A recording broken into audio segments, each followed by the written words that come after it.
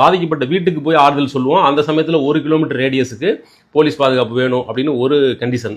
ரெண்டாவது, பாதிக்கப்பட்ட மக்களை எல்லாம் ஒன்றா சேர்த்து ஆறுதல் சொல்லும்போது ஐடென்டிட்டி கார்டு கொடுப்போம், அது இருக்கிறவங்கள தான் உள்ள விடணும் அப்படின்னு இன்னொன்று. அநேகமாக இவங்க சொல்கிறத பார்த்தாக்க 1-2 வீடுகளுக்கு நேரில் போய் ஆறுதல் சொல்கிறது, அப்புறம் எல்லாரையும் ஒன்றா கூட்டி ஒரு கல்யாண மண்டபத்தில் வச்சு பார்ப்பாங்க போல இருக்குது. அதனால் 2 கேட்டகரியாக இந்த நிபந்தனையை விதிச்சிருக்காங்க. அப்புறம் போதுமான அளவுக்கு ஆறுதல்லாம் சொல்லி முடிச்சுட்டு இங்கேருந்து கிளம்பி திருச்சி போய் தனி விமானத்தை பிடிச்சி விஜய் சென்னைக்கு கிளம்புவார். இந்த டைமிங் எல்லாத்தையும் நாங்கள் ஷெட்யூல் பண்ணி உங்கள்கிட்ட கொடுத்துருவோம், இதை பாதுகாப்பு பண்ணி கொடுக்க வேண்டியது உங்களோட கடமை, உங்களோட பொறுப்பு அப்படின்னு சொல்லி இந்த டிஜிபி ஆஃபீஸ் கொடுக்கப்பட்ட மனு சொல்லுது.